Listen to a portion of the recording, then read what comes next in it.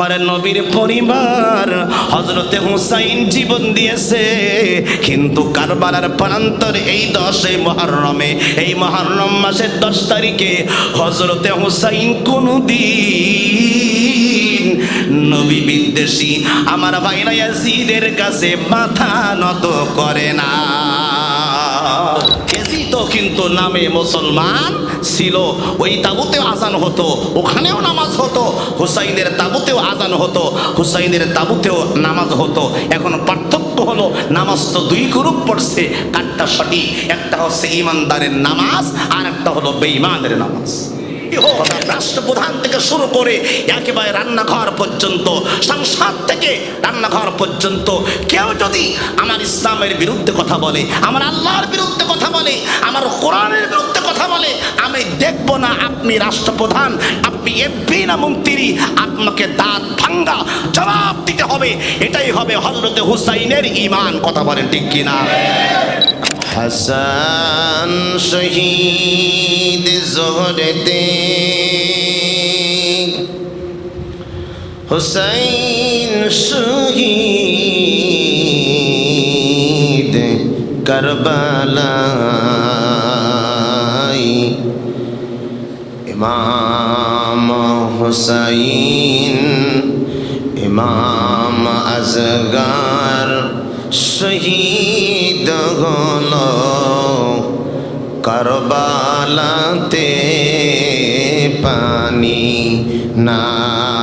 আলহামদুলিল্লাহ। সম্মানিত উপস্থিতি, সম্মানিত মুসল্লিয়ান ইকরাম, হাজিবুল হারামাইন, যুবক ভাইরা, মুরব্বিয়ান ইকরাম, আজ পবিত্র বরকতময় মুহররম মাস, বছরের আরবি হিজরি নববর্ষের প্রথম মাস মাহে মুহররম।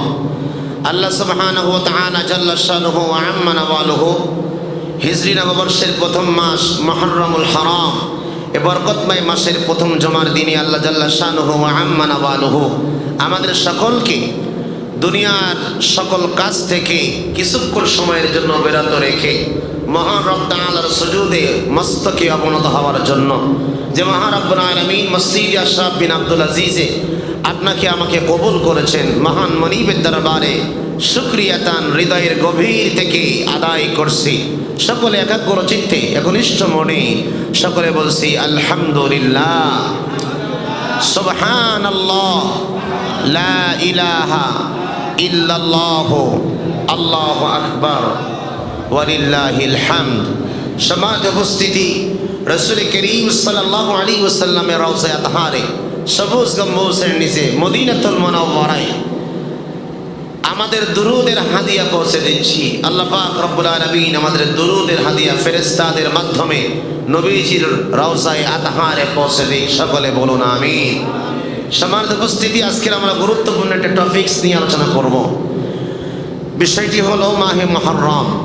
আল্লাহ পাক আপনাকে আমাকে মহান রব্বুল আলামিন আফাহাসিবতুম আন্নামা খালাকনাকুম আবাসান ওয়া আন্নাকুম ইলাইনা লা তুরজাউন, কুরআনুল কারীমের 18 নম্বর পারার 8 নম্বর পৃষ্ঠা সূরাতুল মুমিনুনের একেবারেই লাস্টের আয়াতে আল্লাহ পাক জানাচ্ছেন, আমি এই দুনিয়াতে তোমাদেরকে বান্দা, আমি আল্লাহ পাক তোমাদেরকে অনর্থক পাঠাই নাই, অর্থাৎ অনর্থক তোমাদেরকে আমি সৃষ্টি করি নাই। নিশ্চয়ই আমি রব তাআলা একটা উদ্দেশ্য, একটা মাকাসিদ আল্লাহ পাক রব্বুল আলামিনের রয়েছে এবং আমাদেরও কিছু কার্যক্রম রয়েছে।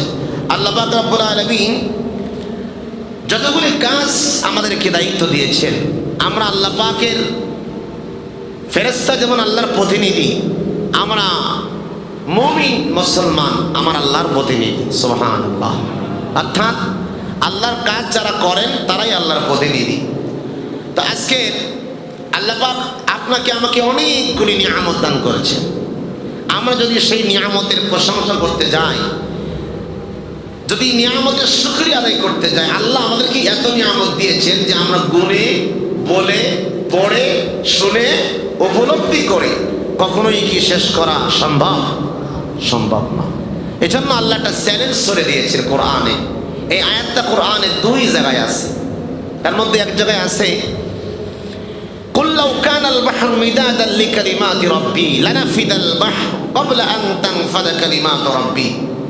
একটা আছে 16 নম্বর পারার 3 নম্বর পৃষ্ঠা। আল্লাহ পাক রব্বুল আলামিন সূরা কাহাফের মধ্যে এই আয়াতে কারিমাটা দিয়েছেন। এবং আরেক জায়গায় আল্লাহ পাক রব্বুল আলামিন বলেছেন সূরা ভিতরে আল্লাহ কি বলছেন? আল্লাহ বলতেছেন যে আমি আল্লাহ পাক রব্বুল আলামিন আমার নিয়ামত, আমার দেওয়া নিদর্শন যদি তুমি খুঁজে পাও, দেখতে চাও, সংখ্যায় গুনতে চাও, উপলব্ধি করতে চাও, তাহলে গোটা পৃথিবীর সব সমুদ্রের পানিকে যদি কালি বানানো হয়ে যায়, আর গোটা পৃথিবীর সমস্ত গাছগুলাকে যদি কলম বানানো হয়, আর কিয়ামতের আগ পর্যন্ত গোটা পৃথিবীতে যত মানুষ এবং ফেরেশতারা আছে তারা যদি আমি আল্লাহর নিয়ামত লিখতে শুরু করে, তো সমুদ্রের পানি দ্বারা কালি শেষ হয়ে যাবে, গোটা পৃথিবীর গাছ দ্বারা কলম শেষ হয়ে যাবে, মানুষের হায়াত ফুরিয়ে যাবে। কিন্তু আমি আল্লাহ পাক রব্বুল আলামিনের নিদর্শন, আমি আল্লাহ পাক রব্বুল আলামিনের শাআরুল্লাহ, আমি আল্লাহ পাক রব্বুল আলামিনের যত উপলব্ধি আছে, নিদর্শন আছে, এটা বলে পড়ে লিখে শেষ করা সম্ভব হবে না। কথাটা কি ছোটখাটো কথা? আল্লাহ চ্যালেঞ্জ দিচ্ছেন। আল্লাহ স্বয়ং যেখানে চ্যালেঞ্জ দিলেন, সেখানে পৃথিবীর এই চ্যালেঞ্জ কেউ গ্রহণ করতে পারবে বলে মনে হয় মনে হবে না। আপনি যদি আল্লাহর এক একটা নিদর্শন ধরেন, এই আল্লাহর সব নিদর্শনের ভিতরে একটি নিদর্শন হচ্ছে এই 10ই মুহররম। সুবহানাল্লাহ পড়েন। আজকে দেখেন, আমাদের বাবা মা যদি আমাদেরকে আদর্শ শিক্ষা দিয়ে যায়, সন্তান কিন্তু ওই আদর্শের প্রতীক হয়ে ওই পথে চলার চেষ্টা করে, ঠিক কিনা বলেন? এবং সন্তান কি বলে যে আমার বাবা আমাকে বলে গেছে, আমার বাবা আমাকে এই পথ দেখিয়ে গেছে, আমার বাবা কখনো মিথ্যার কাছে মাথা নত করে না, আমার বাবা কখনো অন্যায়ের কাছে আপোষ করে নাই, আমি তার সন্তান হয়ে তার রক্ত আমার দেহে বিদ্যমান, সুতরাং আমিও আমার বাবার মতন অন্যায়ের কাছে আমি মাথা নত করব না। এটা হচ্ছে বাবা মায়ের শিক্ষা।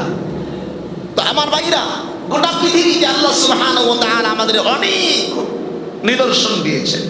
তার মধ্যে একটি নিদর্শন হচ্ছে 10ই মুহররম। সুবহানাল্লাহ। এই 10ই মুহররম সম্পর্কে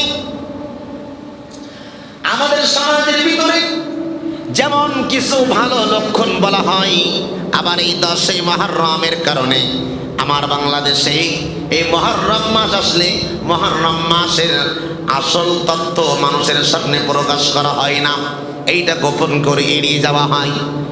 অথচ আমার ভাইরা, সন্তান যদি মারা যায়, বাবা তখন সন্তানের স্মৃতি নিয়ে বেঁচে থাকে। বাবা যদি মারা যায়, সন্তান তখন বাবার স্মৃতি বুকের মধ্যে জড়িয়ে ধরে বেঁচে থাকে, ঠিক কিনা বলেন? তাই ছাড়া তো আর কিছুই থাকে না। আমার প্রাণ প্রিয় ভাইরা, এই জমিনে আল্লাহ পাক ইসলামকে টিকিয়ে রাখার জন্য নবীদেরকে পাঠাইছেন, পয়গম্বরদেরকে পাঠাইছেন, রাসূলদেরকে পাঠাইছেন, সাহাবীদেরকে পাঠাইছেন, আইম্মা ইকরামদেরকে পাঠাইছেন, মুফাসসিরিন ইকরামদেরকে পাঠাইছেন। কিন্তু আজকের বর্তমান ইতিহাসে, বর্তমান পৃথিবীতে নবীরা কেউ দুনিয়াতে নাই, রাসূলেরা কেউ দুনিয়াতে নাই, সাহাবীরা কেউ দুনিয়াতে বেঁচে নাই, মুফাসসিরিন ইকরাম কেউ দুনিয়াতে বেঁচে নাই, তাবেঈন বেঁচে নাই। নতুন করে আর কোনো নবী আসবে না, রাসূল আসবে না। তাহলে আমরা কি আঁকড়ে ধরে বেঁচে থাকব? আল্লাহ পাক রব্বুল আলামিন আপনাকে আমাকে দেখাই দিয়ে গেছেন। অন্য নবী চলে গেছে, নবীদের কিতাবের আমল ওখানেই শেষ, নবী চলে গেছে, তার কিতাবের আমল শেষ। কিন্তু আমাদের নবী মুহাম্মদুর রাসূলুল্লাহ সাল্লাল্লাহু তাআলা আলাইহি ওয়াসাল্লাম দুনিয়ার জমিন থেকে বিদায় নিয়ে চলে গেছেন, অথচ তার রেখে যাওয়া আল্লাহর কোরআন কিয়ামতের আগ পর্যন্ত আমার আল্লাহ পাক রব্বুল আলামিন এর আমল, এর কার্যক্রম চালু রেখেছেন, শেষ করে দেন নাই। জোরে বলেন সুবহানাল্লাহ। এবং আল্লাহ পাক রব্বুল আলামিন বলেছেন, আমি কোরআনটা তোমাদের কাছে উপহার হিসেবে দিলাম, কিয়ামতের আগ পর্যন্ত এই কোরআনটাকে তোমরা যদি আঁকড়ে ধরো, তোমরা কোনোদিন পথভ্রষ্ট হবা না। আবার আরেক জায়গায় বললেন, শুধু কোরআন তোমাদের কাছে দেই নাই, হাদিস তোমাদেরকে দিয়েছি। এরপর আরেক হাদিসের মধ্যে বললেন, খালি হাদিস দেই নাই, আমি নবী চলে যাচ্ছি, রেখে যাচ্ছি তোমাদের কাছে দুটি আমানত। দুইটা হাদিসে আল্লাহ নবী দুইবার বলেছেন। এক নম্বর হাদিসের মধ্যে বলেছেন আমি নবীজি চলে যাচ্ছি, রেখে যাচ্ছি দুটি আমানত। এক নম্বরে কোরআন, আর দুই নম্বরে হাদিস। আর এক হাদিসের মধ্যে বলেছেন আমি নবী চলে যাচ্ছি, রেখে যাচ্ছি দুটি আমানত। এক নম্বরে আল্লাহর কোরআন, আর দুই নম্বরে আমি নবীজির পরিবার। জোরে বলেন না সুবহানাল্লাহ। নবীজির পরিবার। কোরআন শরীফের মধ্যে নবীজির পরিবার সম্পর্কে বর্ণনা আছে। আমাদের পরিবার সম্পর্কে বর্ণনা কোরআনে আছে নাকি? নাই। কিন্তু আল্লাহ নবীজির পরিবার সম্পর্কে কোরআনের মধ্যে বর্ণনা রয়েছে। সুবহানাল্লাহ। আল্লাহ পাক রব্বুল আলামিন বলে ইন্নামা ইউরিদুল্লাহু লিইয়ুযহিবা আনকুমুর রিজসা আহলাল বাইতি ওয়া ইউতাহহিরাকুম তাতহীরা। জোরে কন্না আল্লাহু আকবার। আল্লাহ সুবহানাহু ওয়া তাআলা 22 নম্বর পারা 1 নম্বর পৃষ্ঠা সূরা আহজাবের প্রথম থেকে 10 নম্বর লাইনের মধ্যে আছে। আল্লাহ বলতেছেন আমি নবীজির একটা পরিবার আছে। ও নবী, তোমার পরিবারকে আমি আল্লাহ পাক রব্বুল আলামিন পবিত্র রাখতে চাই। কোন অপবিত্র যেন নবীজির পরিবারকে স্পর্শ না করে। জোরে কোন সুবহান। নবীজির পরিবারকে কোন নাপাক, কোন অপবিত্রতা যেন স্পর্শ না করে। আরেক জায়গায় কোরআনুল কারীমের ভিতরে আল্লাহ সুবহানাহু ওয়া তাআলা বলতেছেন কুল লা আসআলুকুম আলাইহি আজরান ইল্লাল মাওয়াদ্দাতা ফিল কুরবা। জোরে কোন আল্লাহু আকবার। আল্লাহ বলেন হে নবী বন্ধু, ও বন্ধু রে, আমার আল্লাহর নবী আমাদেরকে বলে যাচ্ছেন কুল লা আসআলুকুম আলাইহি আজরান ইল্লাল মাওয়াদ্দাতা ফিল কুরবা। 25 নম্বর পারা 7 নম্বর পৃষ্ঠা প্রথম থেকে 10 নম্বর লাইনের মধ্যে আছে। আল্লাহ সুবহানাহু ওয়া তাআলা ডাক দিয়ে বলে আমি আল্লাহ তোমাদেরকে জানাইয়া দিচ্ছি আমার নবীর মাধ্যমে। আমার নবী তোমাদেরকে জানাচ্ছেন ও দুনিয়ার মুসলমান তোমরা শোনো, আমি নবী যে ইসলামের জন্য এত ত্যাগ স্বীকার করেছি, ইসলামের জন্য এত কষ্ট করেছি, এর বিনিময় আমি আল্লাহর নবী তোমাদের কাছে কিছুই চাই না, একটা জিনিস চাই। সুবহানাল্লাহ। আমি আল্লাহর নবী তোমাদের কাছে বিনিময়ে কিছুই চাই না, খালি একটা জিনিস চাই। এর বিনিময়ে কোনো কিছুই চাই না, কিন্তু একটা আবদার তোমাদের কাছে রেখে গেলাম। আল্লাহ পাক বলে কুল্লাম আসআলুকুম আলাইহি আজরান ইল্লাল মাওয়াদ্দাতা ফিল কুরবা। আমি আল্লাহর নবী দান শহীদ করেছি, বিনিময়ে চাই না। আল্লাহু আকবার। আমি নবীজি পেটে পাথর বেঁধেছি, বিনিময়ে চাই না। আমি নবীজির পিঠের পরে নাড়ি বুড়ি দিয়ে আমাকে কষ্ট দিয়েছে, তার বিনিময়ে চাই না। আমি নবীজি 27টা যুদ্ধ নিজে হাতে করেছি, সেনাপতির দায়িত্ব পালন করেছি, তার বিনিময়ে চাই না। আমি নবীজি 3.5 বছর শামে আবি তালেবে জেলখানায় বন্দী ছিলাম, তার বিনিময়ে তোমাদের কাছে চাই না। আমি নবী রহমাতুল লিল আলামিন 63 বছর ধরে আমি নবীজি কষ্ট করেছি, মার খেয়েছি, একটা সুন্দর ঘর করি নাই।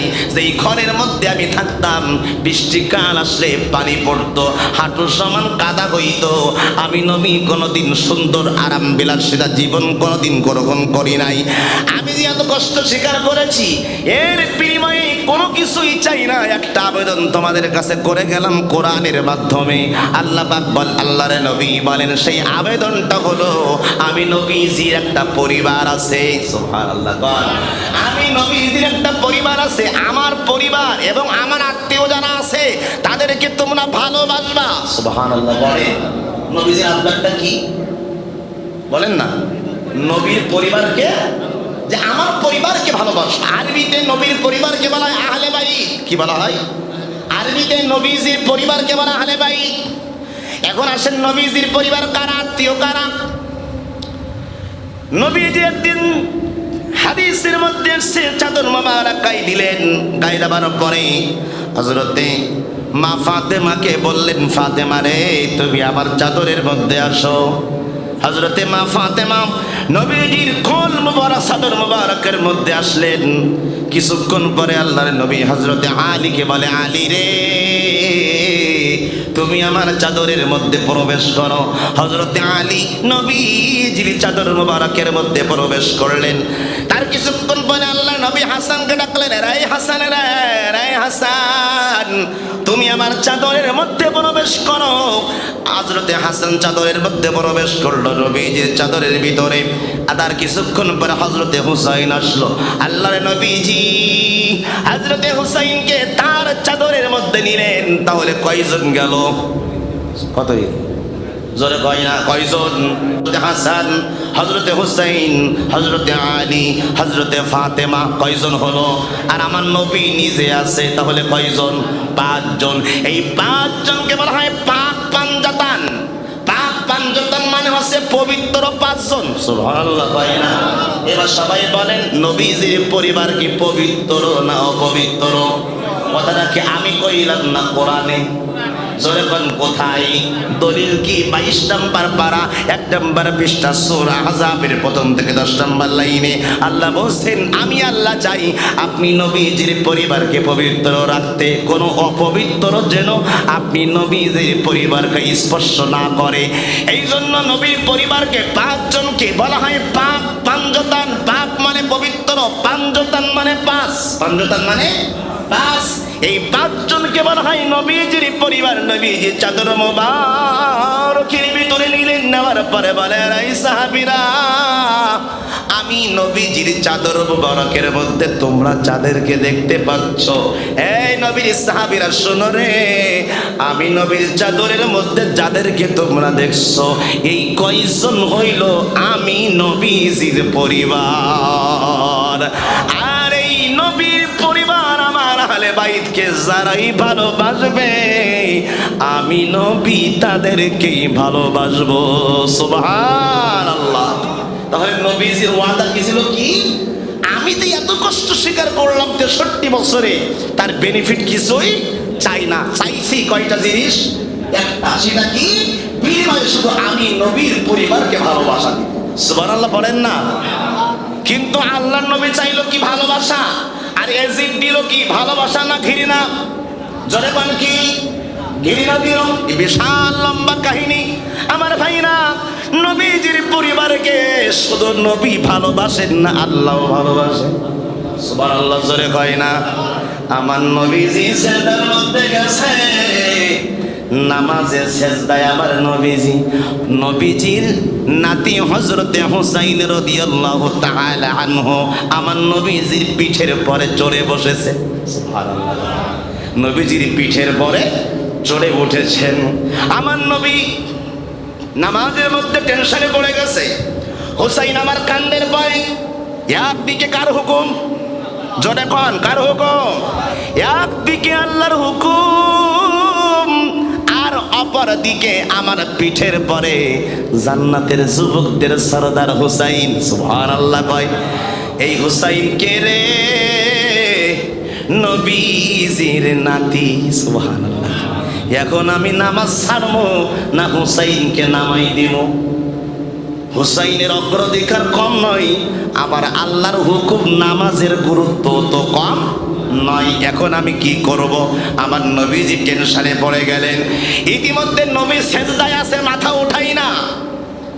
আমার আল্লাহ পাক এই দৃশ্যটা দেখতেছেন, আর ফেরেশতাদের ক্যামেরা দিয়ে ভিডিও করতেছেন, আর ডাক দিয়ে কয়, রে জিবরিল, এক্ষুনি দুনিয়াতে চলে যাও, আমার বন্ধুকে বলো আমার বন্ধু যেন সেজদা থেকে মাথা না ওঠায় যতক্ষণ হুসাইন কান্দের থেকে নিচে না নামে। সুবহানাল্লাহ, জোরে কইলেন না আপনারা? যতক্ষণ হুসাইন কান্দের থেকে নিচে না নামে আমার নবী যেন সেজদা থেকে মাথা না ওঠাই, কারণ কান্দের থেকে মাথা উঠাইলে হুসাইন নিচে পড়ে যাবে। আমার আল্লাহ কয়, আমি নবী, আমি আল্লাহ নিজেই হুসাইনকে ভালোবাসি। সুবহানাল্লাহ, নিজেই হুসাইনকে ভালোবাসি, কারণ আমার নবীজি নাতি হুসাইনের দিন। আল্লাহর নবীকে ডাক দিয়া কয়, নবী গো, আল্লাহর কাছে আপনি সম্মানিত বেশি না আমি সম্মানিত বেশি? আমার দাম বেশি না আপনার দাম বেশি? সুবহানাল্লাহ। নবী কইলা গেছে কাছের মধ্যে তো কঠিন কথা না? আমার নবী কয় এটা তো ভাইবি দেখিনি কোনো সময়। আরে হুসাইন তুমি নিজেই বলো, তুমি বলো না আমি বলো? আমি কেমনে বলি? প্রশ্ন যেহেতু তুমি করেছো উত্তরটাও তুমি দাও, তুমি বলো কে বড়, আমি বড় না তুমি বড়? হযরতে হুসাইন কয় নানু ভাই আপনার চাইতে আমি বড়। সুবহানাল্লাহ। কয় কেমনে? একটু যুক্তি দিয়া বোঝায় দাও হুসাইন। হযরতে হুসাইন নাম দেখায়, ও নানু ভাই, নানু ভাই আপনার বাবাকে? কয় আমার বাবা হলো হযরতে আব্দুল্লাহ। কয় হযরতে আব্দুল্লাহর কি কোনো বড় পরিচয় আসেনি? কয় না। হযরতে আব্দুল্লাহর বাবা কি বড় কোনো কিছু? কয় না। কয় আপনার বাবা আব্দুল্লাহ বড় কিছু নয়, নামি দামি কোনো বড় ব্যক্তি নয়, কিন্তু আমার বাবা তো হযরতে আলী। যে আলী জান্নাতের শুধু রাহবার হবে না, যে আলী ইসলামের চতুর্থ খলিফা, ইসলামের সুবহানাল্লাহ কইলেন না আপনারা? চতুর্থ খলিফা হন না। আপনার বাবা কি কোন খলিফা ছিল নাকি? কয় না। তাইলে হিসাবে আমার বাবা হলো নবীজির চাচাতো ভাই। তার মানে ও নবী আপনার চাচাতো ভাই হইল হযরতে আলী, আবার আপনার চাচাতো ভাই হযরতে আলী ইসলামের চতুর্থ খলিফা। এই দিক থেকেও আপনার বাবার চাইতে আমার বাবা বড়। সুবহানাল্লাহ। শুধু তাই নয়, ও নবী নানু ভাই আপনি নবীজির বাবা, আমার বাবা আমি হুসাইন জান্নাতের যুবকদের সরদার। আমার বাবা হলো হযরতে আলীউল মুরতাদা। এই আলীউল মুরতাদা বাপের দিক থেকে আমার বাবা আপনার বাবার থেকে সম্মানিত বেশি। এদিক থেকে জিতে আছে কে? আমার নবী। কয় তুমি। সুবহানাল্লাহ। কয় নানা ভাই এবার আসেন 2 নাম্বার প্রশ্ন, আপনার মা বড় সম্মানিত না আমার মা সম্মানিত? এটাও তুমি বুঝায়া কও। হযরতে হুসাইন কয় নানু ভাই আপনার মায়ের থেকে আমার মা সম্মানিত বেশি। আপনার মা জান্নাতের মহিলাদের সরদারিনী নয়, কিন্তু আমার মা হইল ফাতেমা, সে হচ্ছে দোজাহানের কান্ডারি নবী রহমাতুল লিল আলামিনের মেয়ে। সুবহানাল্লাহ। শুধু মেয়ে নয়, জান্নাতের যুবকদের সরদার হলো আমার মা। আপনার মা জান্নাতের যুবকদের সরদারি নয়। আমার মা হলো বিশ্বজাহানের সর্বশ্রেষ্ঠ নবীজির মেয়ে। আপনার মা তো এত বড় কিছু না। সুবহানাল্লাহ। আল্লাহ সেই দিক থেকে আপনার মায়ের চাইতে আমার মা সম্মানিত বেশি। 3 নম্বরে নানু ভাই, ও নানু ভাই 3 নম্বরে আমি আপনারে বলি, আপনার নানার নাম কি? আপনার নানা কে? আপনার নানার কি বড় পরিচয় আসেনি? কই না, তেমন কোনো পরিচয় নাই। আমার নবীজির কথা শুনে হযরতে হুসাইন কয় ও নানু ভাই আপনার নানার চাইতে আমার নানা বড়। কেমনে বড়? আমার নানা হইল গোটা পৃথিবীর দোজাহানের সুলতান। আমার নানা যার সুপারিশ ছাড়া পৃথিবীর কেউ জান্নাতে যেতে পারবে না। আমার নানা হইল সেই নবী। এই যে আপনি আমার সামনে দাঁড়ায় আছেন নানু ভাই, এইবার নানু ভাই আপনি কোন? আমি বড় নাই আপনি বড়। সুবহানাল্লাহ। আমার নবী কয় হুসাইন তো ঠিকই কয়েছে। আমার নবী মজা কইয়া কয় হুসাইন তোমার কথাই যুক্তি আছে, হিসাবে তো আমার চাইতে তুমি দাবি বেশি। জোরে কন্যা সুবহান। এটা কিসের গল্প হইল? ভালোবাসার গল্প। কিসের গল্প? হযরতে হুসাইন এবং নানার ভিতরে ভালোবাসার আদান প্রদান। তাহলে হুসাইনকে আমার আল্লাহ কত ভালোবাসেন? নামাজের সেজদায় গেছে, আল্লাহ ওখানে থামায়া দিয়েছেন, ওঠো না সেজদা থেকে মাথা ওঠাবা না হুসাইন না ওঠানো পর্যন্ত। আমরা প্রত্যেক জুমার দিন খুতবায় নামাজ এই খুতবার ভিতরে আপনাদের দুইটা খুতবা পড়ি, এই দুইটা খুতবার মধ্যে একটা খুতবার ভিতরে হাসান হুসাইনের নাম আছে না নাই? সবাই জোরে কইতে হবে, আছে না নাই? কি আছে? শুধু নাই, আল হাসান ওয়াল হুসাইন সাইয়্যিদা শাবাবি আহলিল জান্নাহ। প্রত্যেক শুক্রবারে ওই একই খুতবা আমরা দেই। এই খুতবার অর্থ হইল হাসান আর হুসাইন হইল জান্নাতের যুবকদের সরদার। জোরে করা লাগবে সুবহান। জান্নাতের যুবকদের সরদার। এখানে শেষ নয়, আমার নফল নামাজ পড়লেও দরুদ পড়া লাগে, লাগে না? লাগে না? যদি সুন্নাত পড়ি দরুদ আছে না নাই? যদি ফরজ পড়ি দরুদ আছে না নাই? যদি ওয়াজিব নামাজ পড়ি রে সেখানেও দরুদ আছে। সবাই আওয়াজ করে কন, দরুদ ছাড়া কি নামাজ হয়? সবাই কইতে হবে হয়। দরুদ ছাড়া নামাজ হয় না। এখন আমরা নামাজের মধ্যে যে দরুদ পড়ি, কোন সে দরুদের নামটা কি? দরুদের একটা নাম আছে না?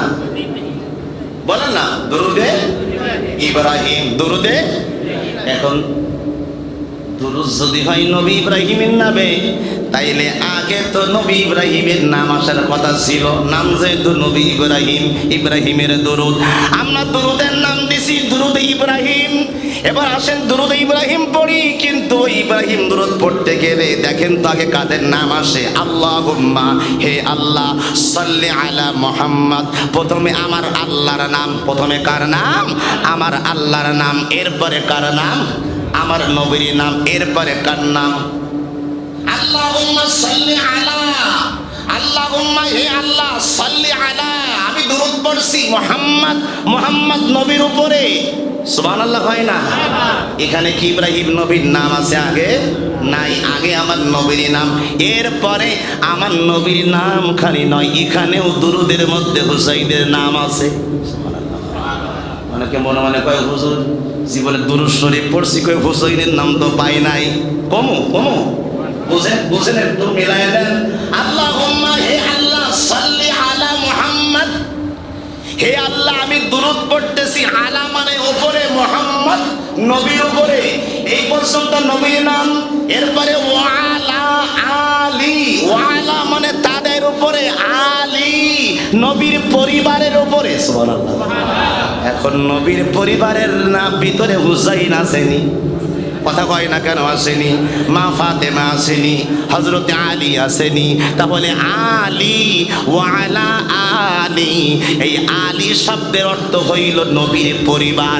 তাহলে দুরূদে ইব্রাহিম পড়তে গেলে প্রথমেই নবী মুহাম্মাদের নাম, এরপরে নবীজির পরিবারের নাম, এরপরে কামা সাল্লাইতা আলা, কামা তেমন ভাবে সাল্লাইতা বড় দুরূদ আলা ইব্রাহিম, যেমন ভাবে নবীর পরে দুরূদ পড়েছো, তার পরিবারের পরে দুরূদ পড়েছো, ঠিক তেমন ভাবে কামা সাল্লাইতা আলা ইব্রাহিম, আমি আমার নবী ইব্রাহিমের উপরেও দুরূদ পড়ো। জোরে কন্না সুবহান।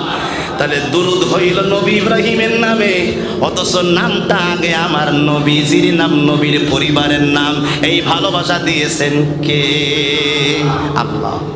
আমার ভাইরা এবার আসেন, আমি যে কথা আপনাদেরকে বোঝাচ্ছিলাম সেটি হলো এই যে নবীজির বিনিময়, নবীজির এই কষ্টের বিনিময় আমার আল্লাহর নবী কিছুই চাই নাই, খালি চেয়েছে নবীজির পরিবারের প্রতি ভালোবাসা। এখন আমরা নবীজির পরিবারকে ভালোবাসতে চাই কি চাই না? আমরা হাসান এবং হুসাইনের নাম শুনলে আমাদের কলিজার মধ্যে একটা আলাদা ফিলিংস আসে, অনুভূতি আসে। কারণ পৃথিবীতে কত নেতা টাকার কাছে বিক্রি হয়ে গেছে, কথা কন না কেন? পৃথিবীর কত ক্ষতি, পৃথিবীর কত আলেম কত টাকার কাছে বিক্রি হয়ে গেছে। পৃথিবীর কত বড় বড় ব্যক্তি টাকার কাছে ঈমানকে বিক্রি করে দিয়েছে। কিন্তু আমার নবীর পরিবার, হযরতে হুসাইন জীবন দিয়েছে, কিন্তু কারবালার প্রান্তরে এই 10 মুহররমে, এই মুহররম মাসের 10 তারিখে হযরতে হুসাইন কোনদিন নবী বিদ্বেষী আমার ভাইরা ইয়াজিদের কাছে মাথা নত করে না। আরো জোরে বলেন না সুবহানাল্লাহ, আর একটু জোরে কর না সুবহানাল্লাহ। কেন করলেন না মাথা নত? এক নম্বর প্রশ্ন, এক নম্বরে আমার নবীজি কেন মাথা নত করলেন না নবীজির পরিবার? তার প্রথম কারণ হইল কারবালার প্রান্তরে যদি নবীজির পরিবার মাথা নত করতো, তাহলে গোটা পৃথিবীর মুসলমান আমাদের মাথা নত হয়ে যেত। কথা বল না কেন? নবীর পরিবার তাই মাথা নত করছে কাফেরের কাছে, আর আমরা সাধারণ মানুষ। এ কথা আমরা কইতাম না তখন, যে নবীজির নাতির মতন ব্যক্তি মাথা নত করছে কাফেরদের কাছে, আমরা কোথায় যাবো? এজন্য আমার নবী হুসাইনের জীবন নিছে, হাসানের জীবন নিছে, মা ফাতেমা চলে গেছে। নবীজির পরিবার কারবালার প্রান্তরে ৭২ জন শহীদ হয়েছে। এত ব্যক্তি শহীদ হওয়ার পরেও কোনোদিন মাথা নত করে নাই। এজিদ অপশন দিয়েছিল দুইটা, অনেক লম্বা ঘটনা, আগামী সময় বলি, খালি এই কথাটা বলে শেষ করছি। এতটুকু খালি বলেছিল যে অপশন তোমার কাছে দুইটা।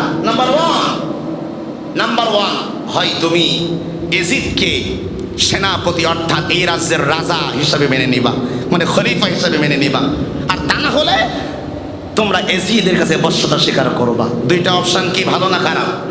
কথা হয় না, ভালো না খারাপ? আর এখানে দুই জায়গায় তো স্বার্থ কার? এজিদের। কার স্বার্থ ছিল?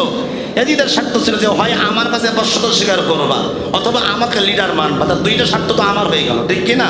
হুসাইন বলেছিল না, আমার কাছে অপশন আছে, যে আমার সঙ্গে তাকে দেখা করাই দাও, দেখা করাই দিলে যে কোনো একটা সমাধান হবে। আমি কোনো রক্তপাত চাই না, আমি কোনো যুদ্ধ চাই না, আমি চাই সমাধান। আমার বিশ্বাস আমার সামনে যদি এজিদ আসে অবশ্যই সে আমি হুসাইনকে খলিফা হিসেবে মেনে নিবে, কারণ আমি নবীর পরিবার হয়ে কখনো কোনো বাতিলের কাছে মাথা নত করতে পারি না। এজিদের ওই আপনার কাফেলায় আজান হতো, এজিদের তাবুতে নামাজ হতো। এজিদও কিন্তু নামে মুসলমান ছিল, ওই তাবুতেও আজান হতো, ওখানেও নামাজ হতো। হুসাইনের তাবুতেও আজান হতো, হুসাইনের তাবুতেও নামাজ হতো। এখন পার্থক্য হলো নামাজ তো দুই গ্রুপ পড়ছে, কারটা সঠিক? একটা হচ্ছে ইমানদারের নামাজ, আর একটা হলো বেঈমানের নামাজ। কথা আসতে বললেন কেন? জোরে বলেন। একটা হলো ইমানদারের নামাজ, আর একটা বেঈমানের নামাজ। মাথায় টুপি দিলেই কিন্তু মুসলমান হওয়া যায় না। আরে কথা বলেন না কেন আপনারা? মাথায় টুপি দিলে, মুখে দাড়ি রাখলেই কিন্তু মুসলমান হওয়া যায় না। আজকে বাংলাদেশের সংসদে দেখেন অনেক বড় বড় এমপিরা যারা 17 বছর ক্ষমতা পায় নাই, তারা আজকে ক্ষমতা পাইয়া ইসলামের বিরুদ্ধে বড় বড় কটূক্তি করার সুযোগ পায়। আর দাঁড়িয়ালা এমপি সাহেব নাম শুনছেন না আপনারা? কথা হয় না, কথা হয় না। নারী এমপিদের মুখ দেখতে চায়। সুবহানাল্লাহ বলেন না, কি বলেন? কিছুদের তো হবে না। আপনারা চিন্তা করতে পারে কোন দেশে এসে বসবাস করলাম, যে একজন মহিলা তার পোশাকের স্বাধীনতা আছে না নাই? স্বাধীনতা আছে না? আমার পোশাক আমি পরবো, আপনার পোশাক আপনি পরবেন, কিন্তু আমি একজন এমপি হয়ে আরেকজনে নারী এমপির মুখ দেখার জন্য আমি বলতে পারি না যে ওনারা কারা, ওনাদেরকে আমরা চিনি না, ওনাদের মুখ তো দেখা যায় না। নাউজুবিল্লাহ বলেন। আমার ভাইরা শুধু তাই নয়, সংসদে একজন এমপি অধ্যাপক মুজিবুর রহমান রাজশাহী, তিনি ইতিমধ্যে আলহামদুলিল্লাহ সুন্দর একটা প্রস্তাবনা এনেছেন। আমি খুশি হয়েছি যে এই যে বাতিলের কাছে মাথা নত না করা, তার প্রমাণ করতে যে কথা না আনলাম, সেটি বলেছেন যে সংসদে ঢুকতে গেলে বাংলাদেশে স্পিকারকে মাথা নত দেওয়া। বোঝেন না আমার কথা? মানে স্পিকার সামনে থাকলে বের হতে গেলে একবার, আর ঢুকতে গেলে আর একবার, এরকম ভাবে মাথা ঝুঁকাইয়া সম্মান করতে হয়। এটা বাংলাদেশের রসম, একটা নিয়ম, একটা রেওয়াজ চালু আছে।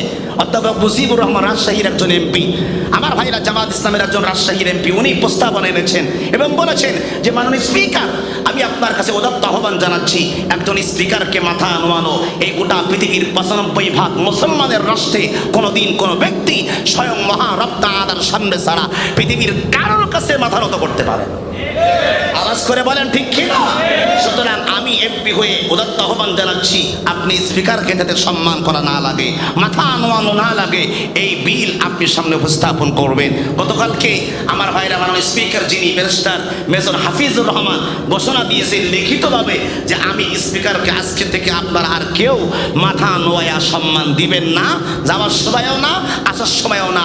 আমি ইনভেস্টিগেশন করে পরীক্ষা করে দেখেছি, এটা ইসলাম এবং মহারব তাআলার উপর থেকে সম্পূর্ণ আস্থা নষ্ট হয়ে যায়। কারণ মানুষ একমাত্র মাথা নোয়াবে কার সামনে?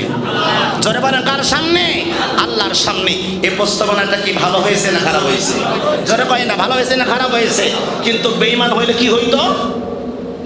এটা মেনে নিত। কথা বলে না। স্পিকার যদি খারাপ হইতো, খারাপ মাইন্ড সেটাবেল হইতো, উনি বলতো এটা যা আছে যেমনি আছে এমনি থাক। কি বলেন আপনারা, ঠিক কিনা?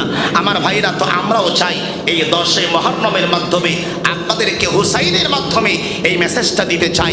আমার বাংলাদেশে এমন একটা বাংলাদেশ আমরা চাই যেখানে আমরা সবাই মিলেমিশে থাকবো।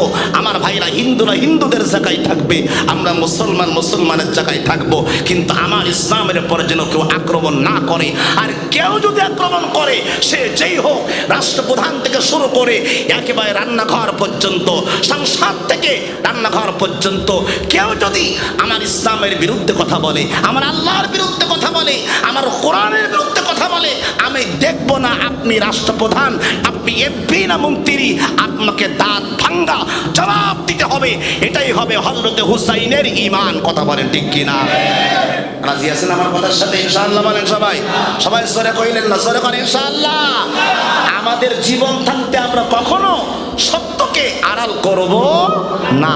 আল্লাহ পাক রব্বুল আলামিন যেন হযরতে ইমাম হুসাইন নবীজি তৌহিদের মাধ্যমে আমাদের নবীজি শিক্ষা দিয়ে গেলেন। হুসাইন যেমন মাথা নত করে নাই, আমরা হুসাইনি মুসলমান না ইয়াজিদি মুসলমান, আমরা হুসাইনি মুসলমান মাথা নত করব না। আল্লাহ সুবহানাহু ওয়া তাআলা আমাদের সকলকে কবুল করুক। সকলে বলুন আমিন। আমার তৌফিক